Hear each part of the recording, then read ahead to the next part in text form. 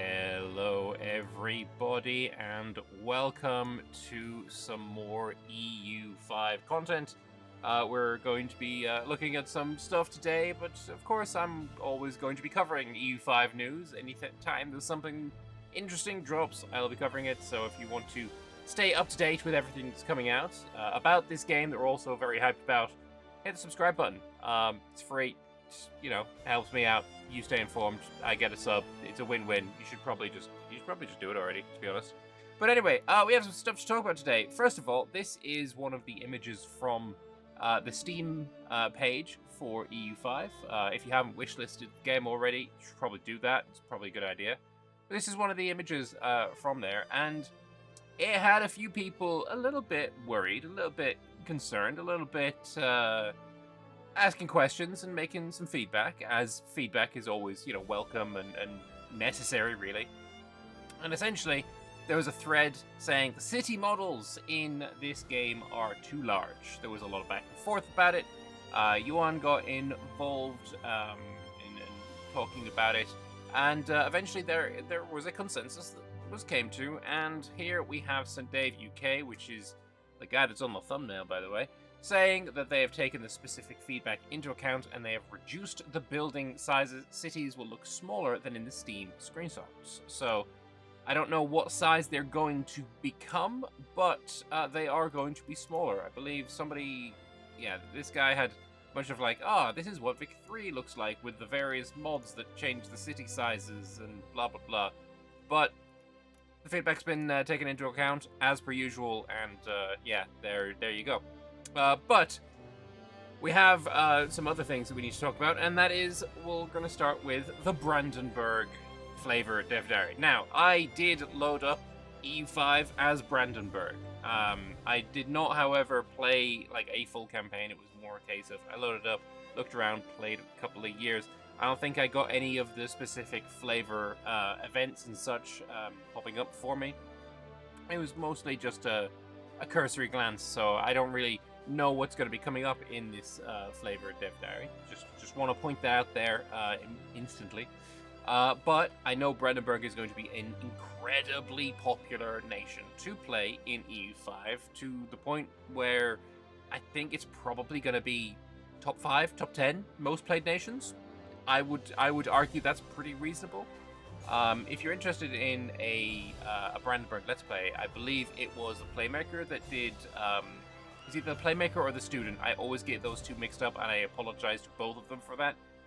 But one of them did a Brandenburg into Prussia run for his 30-minute video. Whichever one it wasn't, the other one did Greenland into Vinland kind of situation, colonially stuff. I don't know why I get those two mixed up. I just do. I'm sorry. I have bad memory and all that. But yeah, my bad. Anyway, Brandenburg. You should go and watch his video. It's very good. It goes over, forming Prussia. And the fact that he was able to do it in less than 100 years, less the time that it takes to get to the start of EU4, a little concerning. But those things that he used in order to do that should be addressed before release. And there's some commentary, from the developers talking about that specific issue in the responses that we're going to get to. But we'll get that when we get to that. Let us actually get into the dev diary itself first. So, hello and welcome one week to Tinto Flavor, the Happy Fridays, where we take a look at the super secret projects. I'm going to be sad to miss this. That's... the super secret EU5. Yes, the worst kept secret in all of gaming history. Today we'll be talking about Brandenburg and the main tag that it can form, Prussia. Therefore, today is even more special for two reasons. The first is that it is the first country that we talk about in which the content for the base country and the formable is aligned, as it was the historical result. In this category, we also have a few more important countries such as England, Great Britain, Castile, Spain, of which we'll talk about in future Tinto flavors. The second is because we considered Brandenburg Prussia one of the relevant tags in the period, and thus it has more baseline content than the previous one. So far, we've only taken a look previously to one tag in that category, the Timurids, and you may have noticed It was a long and meaty Tinto flavor. Yeah, this one kind of is too, not gonna lie. So, the Electorate of Brandenburg was established as the Northern March in the Slavic Winds territory. The region features loamy uplands and depressions with rivers and lakes, pine trees and heat, and a soil which is predominantly dry and sandy but suitable for agriculture, making it to be called the sandbox of the Holy Roman Empire. I never heard that before, but okay. In 1157, after claiming these lands from Yaxa of Köpenick, Elector Albrecht the Bear Ascania officially became the Get Country Bra, Get Government, Get Ruler title. I feel like this could have been like edited, because when you paste this into the Tinto flavor, this is just text. I feel like this could have been edited. I'm not gonna. I feel like that should maybe have been edited, but either way. Initially limited to Havelland and Zauke, I assume that I pronounced that perfectly. I usually do. He encouraged the Italic Ostsiedlungs process towards Neumark, east of Erda, gradually incorporating it into his possession, and colonists coming from Flanders and the Rhineland were invited to settle, fortifying their towns in the process.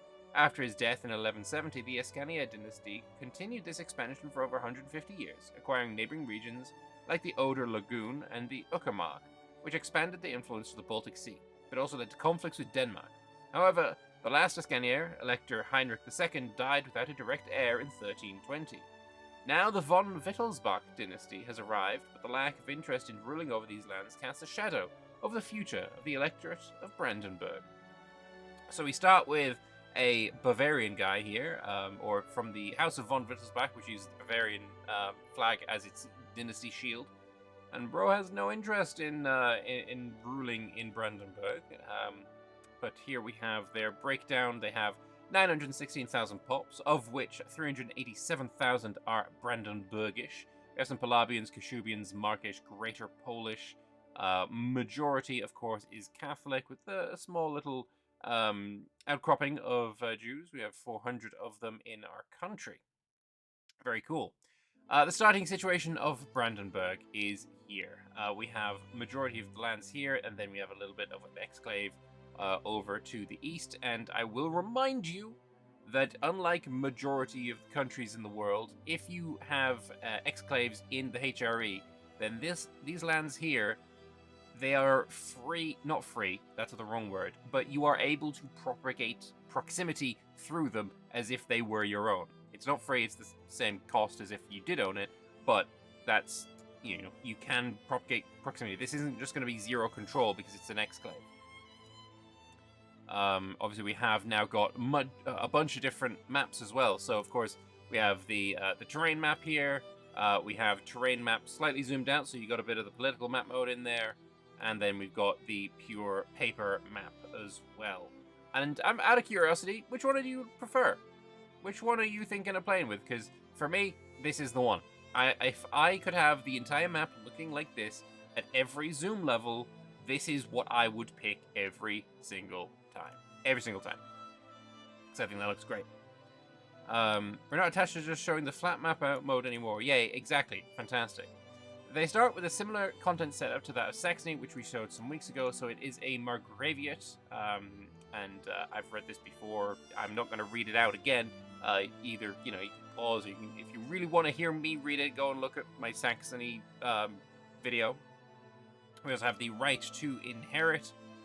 German nobility maintains the long-standing tradition of the dividing lands and titles of the father between all of the sons. So we got a little bit of Gavelkind coming in there. We also have the Magdeburg rights, which I will say, as Milan, I was giving this privilege to the burghers every time, because 10% extra trade capacity is a really good amount of trade capacity. I like that. Trade is trade.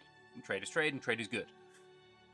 Set privileges that were originally drafted using Flemish law, the legal framework was spread around Europe via an influx of German immigrants centered around cultivating the liberties of the individual citizen. These rights serve to guarantee and regulate the autonomy of the local administration.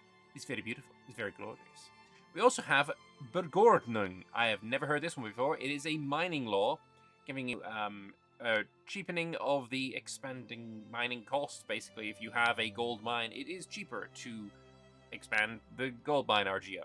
Also, founding town cost minus 20%. That's going to be very, very, very useful, especially as Brandenburg, who starts with very few in the way of towns and cities and such. So that is actually really, really good, really useful. Because founding towns and founding cities especially, though I don't know if founding city cost is actually a different modifier. I would imagine it is, considering this specifically says town. But either way, this is really, really handy. Anyway, here are some unique advances of both Brandenburg and Prussia. So we have CB creation speed. I would say don't worry right now, because I know there are people who have said that, oh no, creating a CB with a spy network, it's back because of, you know, a screenshot showing it as one of the Diplo options. But getting a CB in that way is an advance a lot later into the game. So this is, I mean, it's Age of Traditions. I'm not sure. Maybe they get something else earlier, because I don't remember seeing the ability to create a casus belli with spy network. I actually don't know what this is related to. I'm gonna have to look that up. How creation speed? Like what? I don't understand. I can't think of what other than like a spy network to get a CB, which is not available at the start of the game. What else could this be referring to? And it's in the Age of Traditions as well, so it is early game. I'm going to have to look that up, because I have no clue. Absolutely no clue at all. No clue. Anyway, the lands of Brandenburg mostly sent its soldiers poor and considered the sandbox of the Holy Roman Empire. Our leaders have always felt the need for their Margraviate to expand in every direction, often claiming neighboring thrones as Pomeranias. Okay, so you have here the Soldiers of Fortune, higher mercenary premium cost, minus 10%. Our lands are sparsely populated for the most part and surrounded by enemies. The necessity for robust defense promises to hire soldiers from foreign lands ready to fight under our banner. Mercs are hugely important in EU5, I think way more so than in EU4, because they're not your pops and you want your pops to live, so, you know, getting someone else's pops to die for you instead of your own pops, it's a good vibe. Found the Kammergericht, giving tax efficiency. It's also a really good modifier. In order to regularize control over the Mark of Brandenburg, we will replace local common law with Roman law. We will further regulate justice by moving the Supreme Court from the court of the elector, who's prone to moving around, to a fixed and central location. It will simultaneously improve justice and curb the power of the local magnates. We have Geheime Rat für die Comarque. Nailed it. Don't at me, German bros. You know I nailed that. Power of the Margrave is greatly threatened by ever-increasing power of our estates. The estates are of great benefit to our nation, but the very real threat they represent to our base of power necessitates the creation of a new council, one which reduces the very real power that the estates hold over our nation into a more of an advisory position for the Margrave. This way we may continue to enjoy the benefits of our estates while having fewer concerns about their needs. We also have a little bit of army professionalism here in the Age of Absolutism, giving extra morale, fair enough. Going all the way back to the Persian invasion of Greece, a smaller disciplined army could defeat a large one if it was better disciplined and trained. To prosper, we must elevate our army to the same standards. We also have the Goose Step. Okay then, 20% infantry power feels like a lot of infantry power. Although looking rather odd, the Goose Step is specifically developed to ensure that our men help hold their line as they advance towards the enemy. This provides our armies with a tangible advantage on the battlefield. So Brandenburg and Prussia might have some military-related advances, but take into account that this is approximately half of the amount available, so there are non-military-related ones. Okay, that is fair enough. So, narrative content. There is a lot of it. It's quite meaty. One of the first starting events is the von Wittelsbach of Brandenburg. With the death of the last member of the Ascania of Brandenburg, Elector Heinrich II Ascaniae in 1320, the Brandenburgian lands fell into the hands of the Holy Roman Emperor Ludwig IV von Wittelsbach, the elected Emperor of the Holy Roman Empire. In order to keep the northern German territory administered, the Holy Roman Emperor assigned the Brandenburgian March to his son, Ludwig. This is the start of the von Wittelsbach era of Brandenburg, and a period of trouble as the elector was placed as ruler at a young age, leaving much of the government in the hands of Count Berthold, the Wise von Henneberg. Robber barons, economic issues, and general discontented population, blah blah blah, but Brandenburg will prevail. Oh wow, you get minus 50 legitimacy early on. That is rough. They get Wittelsbacher Neglect forever, which is minus 20% max control. That is awful. Minus 0.05 monthly control, also awful. And then legitimacy, that's easy enough to counteract with paying for your court. Lands of Brandenburg have been neglected for some time as the distant ruling dynasty has lost interest in them. Robber barons and increasingly autonomous burghers and clergy are taking advantage of the opportunity generated by the power vacuum, hindering the present and future of these lands. Modifier is removed once no member of the von Wittelsbach dynasty rules the country. Just slightly painful. As you see, there's around 30 events that may be triggered after this. As we see, where do we see that? Where did it say 30 events? I actually didn't see that at all. Very topics that impact the governance of Brandenburg in the first decades of the game. One of the most interesting ones are those related to the false Valdemar event chain. So the return of Valdemar Ascanier. As no emperor of the Holy Roman Empire is connected to the ruling von Wittelsbach anymore, the legitimacy of Elector Ludwig's is again in question. The people of Brandenburg yearn for the years of the Ascanier rule. As fate wishes so, the presumed to be dead Valdemar Ascanier has made his arrival public, claiming that his funeral was just staged in favor of his pilgrimage to the Holy Land. Valdemar has returned to claim the Brandenburgian throne from Elector Ludwig. I mean, I trust him, clearly. 100% he's totally on the level. Fortunately, the relations between Holy Roman Emperor Ludwig von Wittelsbach and Elector Ludwig are benevolent. As such, the Holy Roman Emperor supports the House of von Wittelsbach against the pretender. He is squinting. I feel, I don't know. Should we trust him? I don't know. After the year 1500, if certain triggers are met, you might receive an event regarding this Teutonic Order, which may lead to the formation of Prussia. The von Altenburg of Teutonic Order. The Teutonic Order was of special interest to us ever since the German people came to dominate the area of Prussia. With our solidified control over the Electorate of Brandenburg, we were able to spread members of the von Wittelsbach onto the other thrones of Europe, and it just so happens to include the Teutonic Order being ruled by Hochmeister Dietrich von Altenburg. Definitely 100% this is down to it being the console, right? Because von Wittelsbachs are still here because they have, all of these events are being fired with the console rather than firing naturally. I imagine this is only going to fire naturally if you have the same dynasty.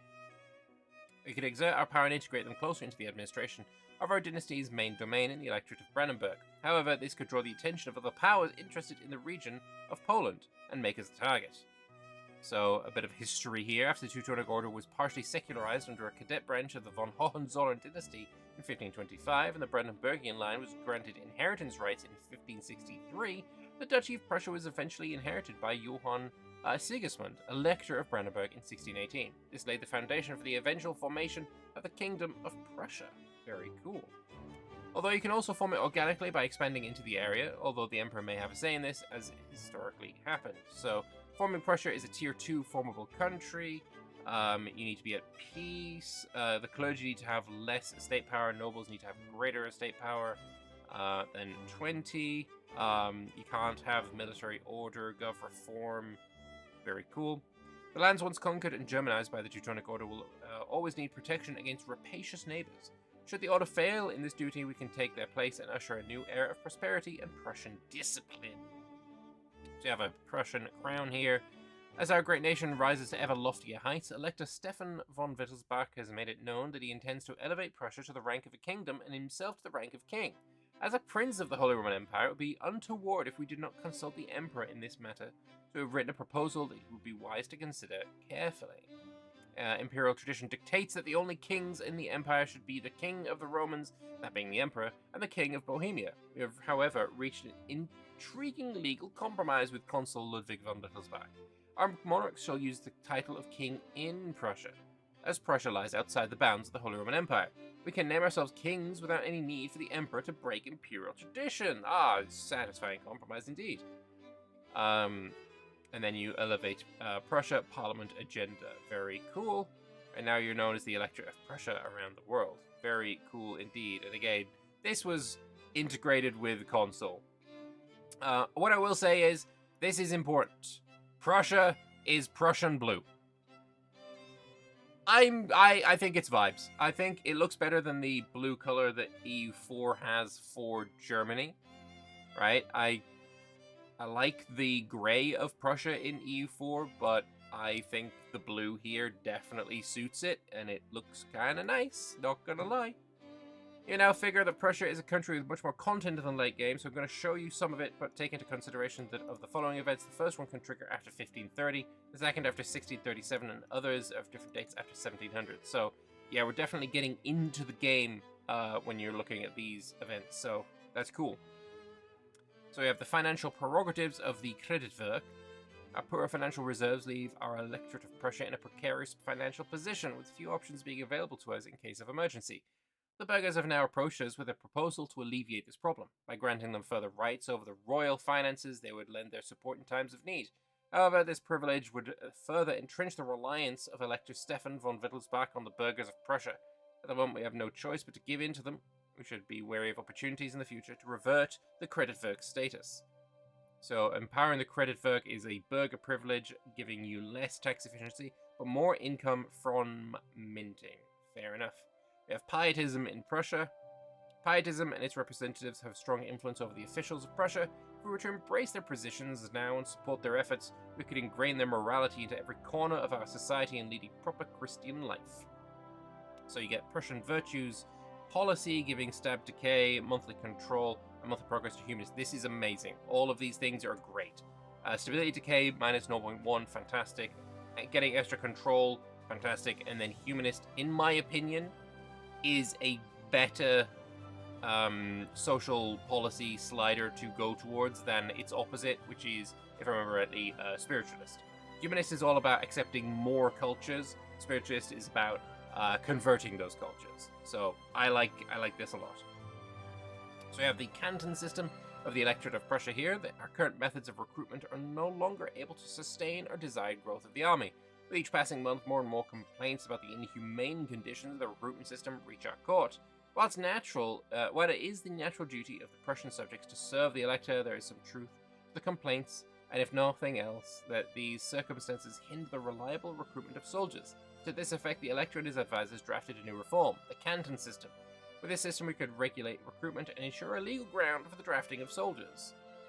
So you get more push towards centralization. Good. I prefer it to decentralization. And you lose a little bit of money. I'm sure this amount of money is going to be a lot more when it can actually fire. This is probably based on monthly income of something. So you get extra 15% morale, and the recruitment speed speeds up as well. Fantastic. Extra 15% morale is obviously a great modifier.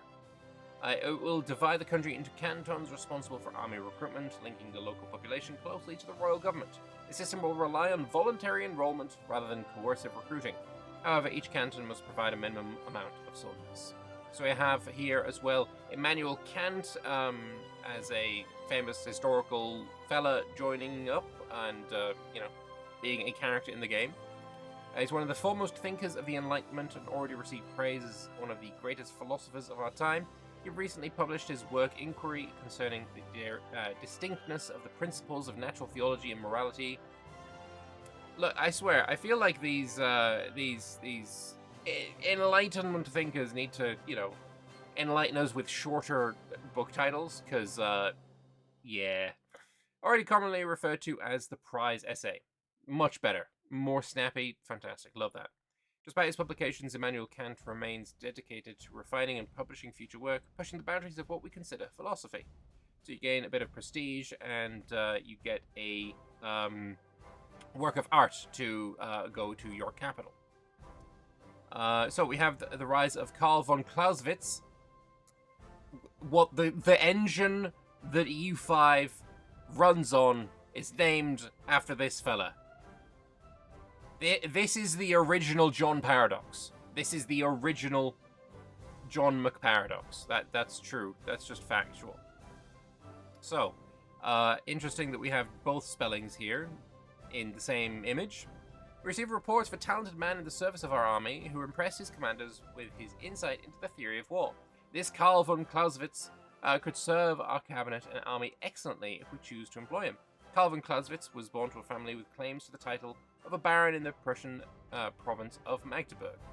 As the fourth son of the family, he entered military service in the Prussian army at the age of 12 as a lance corporal, before entering the Prussian Staff College in 1801. He served during the Rhine campaigns of Prussia, was part of the Prussian army that invaded France during the French Revolution.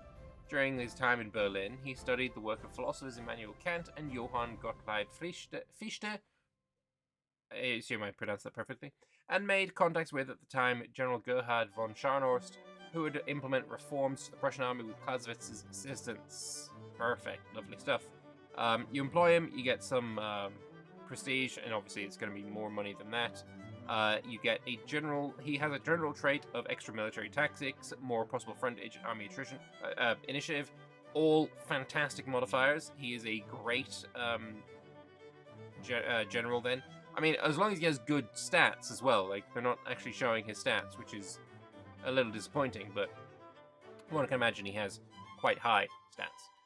Some other content they might get in the last 2 ages as well. So we have the advance in the Age of Absolutism for Soldier King of Prussia. It unlocks the Prussian monarchy, which gives extra 20% crown power, which is fantastic. Quality and offensive as well are really good societal doodads. I still think I prefer defensive, but I mean, when you're looking at Prussia, that kind of makes sense to have that.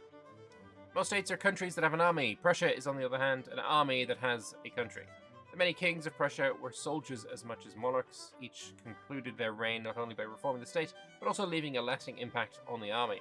A governmental form under a monarch, which puts great focus on the efficiency of its own administration, especially in the matters of the military situation calls for it.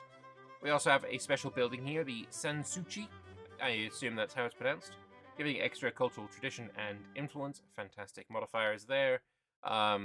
You're requiring quite a lot of goods as well, though, to be fair. We got, obviously, furniture, I think I remember that being called, tools, lacquerware, glass, fine cloth, books, ivory, gold, and marble. Situated outside the busy noise of our cities, Sanssouci is a modest palace of one story surrounding by vast gardens and vineyards. Very cool. So I assume this is only going to be... Wait, it's benefits to the location. It doesn't actually have to be built in the capital. Okie dokie. I'm pretty sure that's the Age of Traditions as well. Can I just build this everywhere? Because that is a huge benefit. Huh. Interesting. Very cool. We're also going to be talking about this in this video. Tomorrow I'll make a video about Vijayanagar and the Indians countries. On Wednesday we're going to have the Hinduism, Jainism, Sikhism. I'll probably make that on Thursday, and then Friday we're getting the Tinto flavor about Delhi. Should be a good time. But there are some developer comments that we're going to go through and check right now. So, to start with, in one of the videos, Prussia was formed easily, way too early. How are we going to address this? It's a fantastic question. Aquila all quite regularly comes up with really good questions. And yeah, it was, I believe, formed far too early. And again, it was Playmaker or stupid, one of the two. So, since we don't use the system admin tech 10, 20, etc. as EU4, the only way of gate locking this effectively would be to add an is Age of Absolutism requisite, which we think would be arbitrary and opposite to dynamic content. We're open to suggestions on how to improve the immersion about this as usual.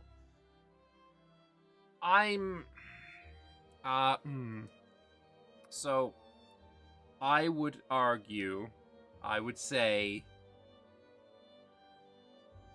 I never really liked the Tech 20 formables.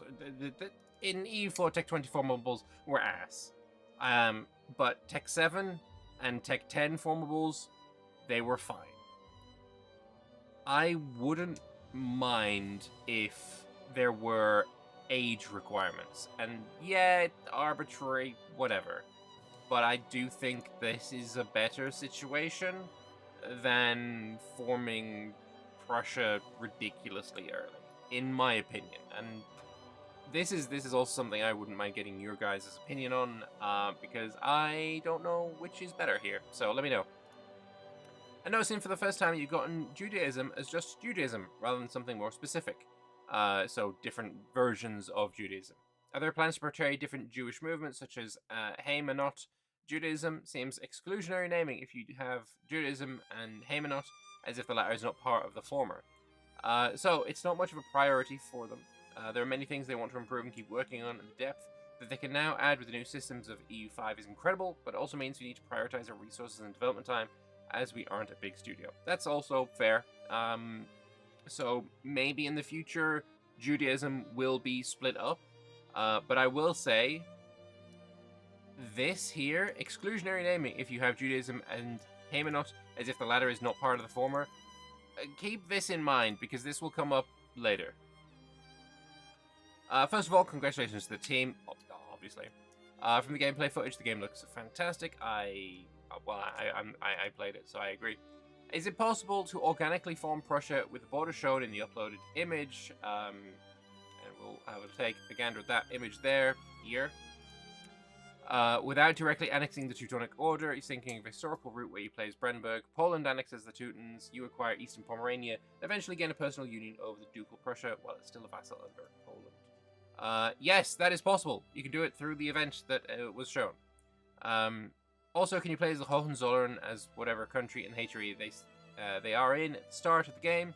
The Hohenzollerns start in Hohenzollern, a unique location minor. Unique location minor. Unique location minor. Unique location minor. Funny you should mention that. Funny you should mention that. It is funny. Quite funny, in fact. Because it was me, Barry! I'm the one who invented the acronym ULM. Yeah, no, I asked Johan if I could quote this, and he said I was allowed to, so I'm taking the credit. I was given the credit.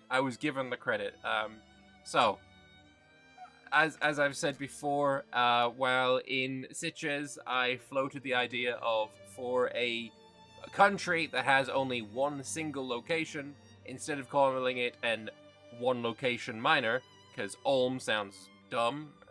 We have OPM in EU4, but OLM sounds kind of dumb. However, if we call it a unique location minor, then, the acronym is Ulm.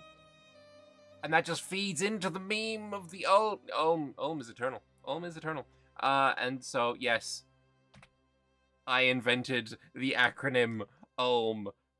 And as I say here, my contribution to the next 10 years of Paradox community discourse has been made. Big fan. I am actually legitimately proud of myself for that one. Anyway. They own Ballingen, so they can end up ruling organically, but some events may lead them to end up as the rulers of Brandenburg as well. Fantastic.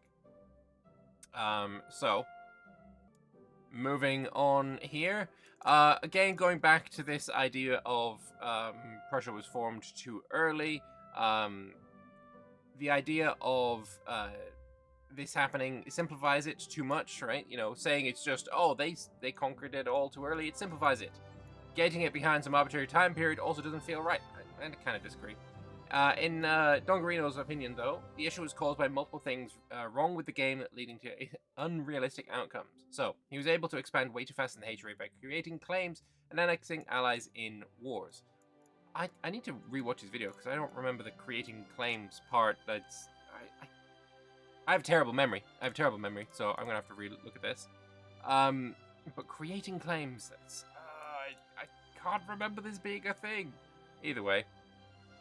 He was also able to have Poland play Wrecking Ball for him against the Teutons. Getting allies to do most of the heavy lifting for you in wars has always been a problem with Paradox games. And maybe that is something that could be looked at. So, Pavia here replying, this is the approach we are in general terms trying to favor, basing as much as possible in the game mechanics, trying not to gate-lock the content harshly because of not keeping up, although there may be exceptions, of course. First of the issues you mentioned is something you're already taking a look at, adding a few more rules about expansion in the HRA and also trying to balance the pacing a bit more correctly. Second is tricky, but please consider the AI is work in progress and not final. I think these are fair points. These are definitely fair points. But that's Brandenburg out of the way. That is Brandenburg out of the way. I think Brandenburg is going to be a top 5, top 10 most played nations in EU5. You are able to take a relatively unindustrialized, unurbanized area and urbanize the crap out of it. you know, turn it into modern Germany. That's going to be fantastic, especially with the reduction in cost of creating towns. Fantastic. But now, we will take a look at something that has been so very long in the pipeline. We're going to be taking a look at England. And by England, I mean just the British Isles in general. The whole thing. The whole ass thing. So, England, Scotland, Ireland, bit of Wales. We are finally getting the tin toe map feedback post. It has been, well... It's been 84 years. It has in fact been 84 years, but we are finally getting the Great Britain and Ireland feedback. Originally planned for the 9th of September. However, every time someone was asking for it, it got pushed back just that one extra week. But, no, fantastic news. What an exciting week we've had, and best of all, he finally gets to say the name EU5. Feels weird in St. Dave's mouth. I don't know why I clicked that. Apologies. After carefully saying Caesar for what feels like a lifetime. But lo, the day has finally come for the British Isles feedback thread. The short update was supposed to come out a few months ago, but he just had to teach some of us a lesson. Yeah, sure. Also had a lot of things going on, like appearing in the announcement show. And yes, the image that I have of St. Dave for the thumbnail comes from the announcement show. If you haven't watched the announcement show, by the way, you should. It's absolutely fantastic. Absolutely, everyone there did a phenomenal job, and unironically, Leif was the best choice for that role, because bro looks like a Carolian, just straight up. He was the perfect choice. Anyway, we have the updated topography, and we can pop in and zoom in and do a side-by-side comparison and see what has changed.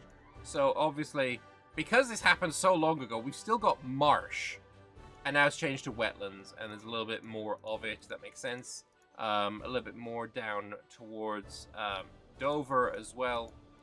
There is now a what's called a wasteland down in Cornwall area. A few more bits of wastelands dotted around the place as well. I don't think they're set for rivers. I think it's mostly like the North Yorkshire Moors, or for example, or something like that. But yeah, definitely got a lot more in the way of movement blocking terrain features than we used to, which, you know, I'm in favor of. I'm in favor of. But moving on, we also have the updated vegementations, so we will take a look at that as well, and a little bit of a side-by-side. So this is the new one, this is the old one, and you can see the large amount of sparse in Northumbria has, yeah, it's got a little bit more granularity, a little bit more extra stuff going on. A bit more farmlands, actually, as well, in the north, which is lovely to see, because farmlands are really, really good to have in your country. Love that. I also quite like the change in the colors for everything. Big fan of the changes. Big fan of the changes. We also have many impassable barriers have been added. For example, the various peaks of the Pennines and the Wicklow Mountains. Of course, we need to not forget that also Ireland has gotten a little bit of an update as well. So if I pop back onto Vegementations and look at the old one, no impassable terrain here, but now the Wicklow Mountains have been added. The Shannon now poses a more significant barrier between East and West Ireland, with only a few crossing points, often guarded by stockades. So this here is the River Shannon. And you can see it is a lot more blocking than it used to be. If you're looking for a video on Ireland, by the way, then Feedback Gaming did a video where he started as, I can't pronounce anything in Ireland, but it was one of the Ulms that started right here. With like 45,000 population. So if you want to check out a bit of Ireland gameplay, Feedback has you covered. But we also have an updated terrain map, locations map. Bear in mind, they're only showing the default English names. Many places have Gaelic and Brythonic versions. One of the campaigns that I do at some point want to play is a Welsh tag into owning all of Britain, because I really like the Brythonic names for everything. But just to have a look at the new level of granularity, we'll do a back and forth, and I know it's kind of difficult because the colors are so radically different, but you can see there is a lot more granularity. Specifically, I want you to have a look at Oxford and basically the area around Oxford. You can tell immediately that there is so much more going on. Up here in Norwich, we've got we now have what, like 5 locations right here, and that used to be 3. And this is kind of the same all over the place. Unfortunately, my home still didn't get or my hometown didn't get a location, but I know it makes sense. We probably shouldn't have. But Stockton, sure, Stockton is good enough, I guess. But we do a little bit of zooming. See if I can get it around about the right space. About there. Yeah, it's close enough. But yeah, having a little bit of back and forth, you can see just how much more there is in regards to density, which is something we have all wanted. I mean, look at this. This is now 6 locations. It used to be 3. Literally doubled. Doubled Exeter. Beautiful. I love it. It's gorgeous. Every county has had a general increase in density. England, in particular the south, has had big revamp at location and province level to more accurately reflect the historical counties, many of them pre-Norman in origin, many of them still in use today in some form. Westminster, as a capital, has been killed and rolled into a monolithic London. So that is something I didn't notice. Yeah, London is now the capital, no longer is it Westminster. Cool. As for the province map mode, again, we'll do a side-by-side, and we'll see that there have been changes. Wales still has 4. I don't think there's actually been any new ones. Oh, Bedfordshire got absolutely rinsed. Bedfordshire is now split up into 3 distinct provinces. Cambridgeshire also got turned into a couple. But yeah, looking at that, it's just, I love the extra detail. I'm never going to complain about extra detail. As for the areas, let's see how much these have changed. So obviously we have the new version and the old version, and yeah, I actually don't think there's been anything changing here. Yeah, nothing changed here. Maybe some location border changes, but otherwise, I mean, yeah, the lowlands no longer have, they now have this area, which I don't know the name of, so that's cool. Political map mode with overload coloring off. I mean, I don't have a before and after for this, but I just want to say it looks beautiful. And you can see that Durham and Chester, while being, vassals of England, are, you have the ability to play as them and see if you want to turn Durham into the, make a Northumbrian England, which would be kind of fantastic. As for dynasties, of course, we have Plantagenet, we have de Balliol. Scotland is, I can't remember, isn't it like de Bruce or something? I can't remember. But anyway, they've added the Earldom of Orkney in the Northern Isles as a Norwegian vassal. Meanwhile, the Palatinate of Durham and Chester have been both promoted from a special set of buildings to vassals under England. Wales has also been limited strictly to the Principality of Wales and the martial laws existing as very low control locations under England. Ireland has had a major rework in terms of locations and tags. Mostly, there have been minor Irish chieftaincies added. As always, we're grateful to the many suggestions that come from the forumers, and this is always an important thing. This thread is called the Great Britain and Ireland feedback thread because it is based on your feedback. Right. Now, though, we have what is probably the most... I'm going to say it's probably going to be a controversial change, but it is the biggest change, and that is culture. We now have a split in English culture, and this is something that I was asking for. Right? This is the old version. We have just English. Now we have English and Northumbrian. And I regret to inform you, I'm still going to complain. I'm still going to complain. Remember when I said to keep in mind an earlier comment? Remember when I said that? Remember when I said to keep in mind? It seems exclusionary naming if you have Judaism and Haymanot, as the latter is not, as if the latter is not part of the former.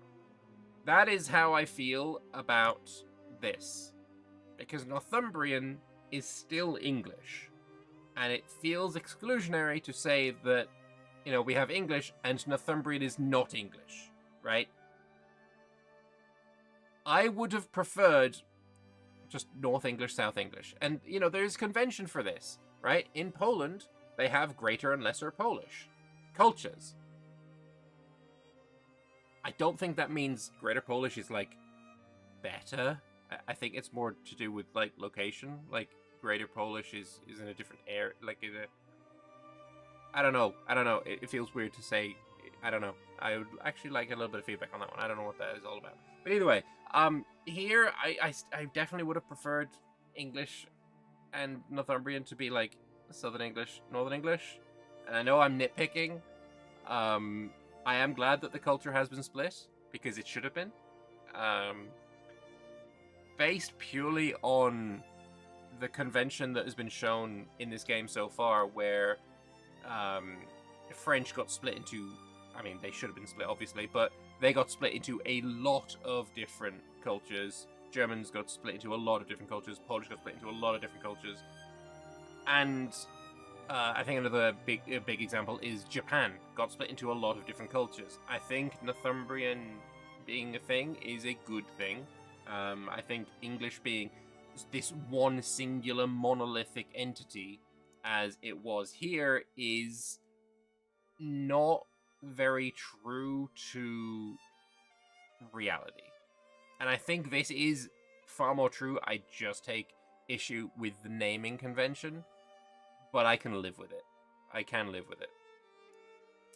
So, the most obvious change in the culture is that English has had Northumbrian split off to represent the divide between southern and northern dialects and attitudes.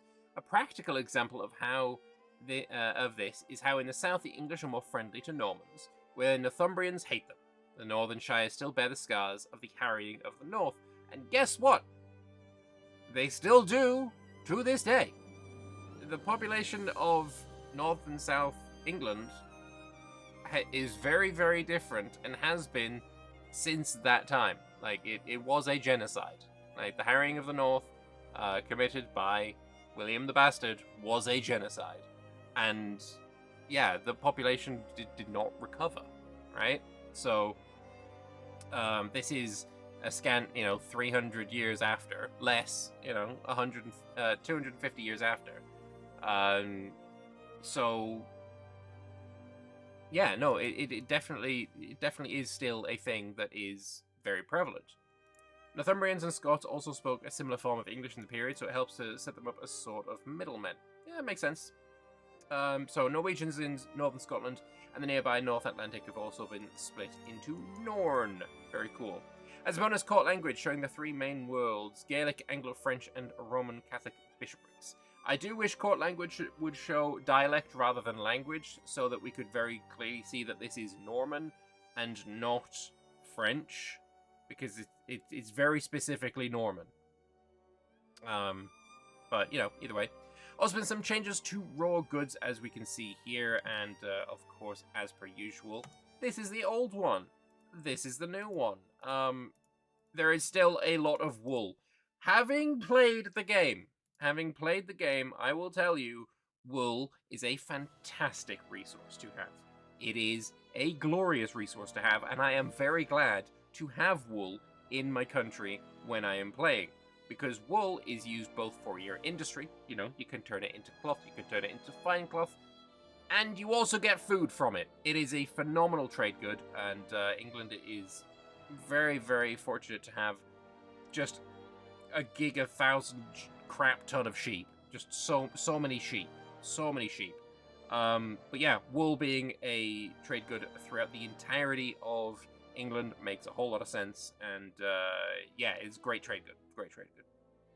Other than that, other things that we can see, obviously we got fewer medicaments, but we do still have some medicaments. We also have a little bit of saffron there instead of the wool that it used to have. Though I don't see dyes anymore. I do not see dyes, so we may have lost the dyes. But in return, we have some saffron. So I guess that is, a little bit of a silver lining.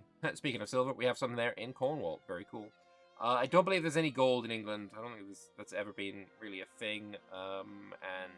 Yeah, I can't actually see any here, so that makes sense. But yeah, cool. There is still time to make changes, so let us know what we can do to push this even further to where it needs to be. Just rename it to Northern English. Even if you still keep this as English, make this North English. That's fine by me. It won't show population numbers right now as it's pending a proper rework. Among other things, the idea is to reduce the population numbers in England. That's sad. I don't want you to do that. I would rather you didn't do that. That would be very happy if you didn't do that. Sadness. Anyway, it has been a long video, 50 minutes long. Hope you guys have enjoyed it. I just want to say once more, I invented the term ohm. You can't take that away from me. You will never take that away from me. I'm very proud of this moment. Leave me alone. I know what I'm doing. But anyway, thank you very much for watching. I hope you guys have enjoyed today's video. That's not the screen I wanted to pop up. This is. I hope you guys have enjoyed today's video. I will be back tomorrow, most likely, with another one talking about Vijayanagar. And yeah, until then, have a wonderful rest of your evening. And yeah, let's continue to get hyped about EU5. It's a great game. I enjoyed playing it. I'm so excited for when I can play it again. I just am. Anyway, bye-bye.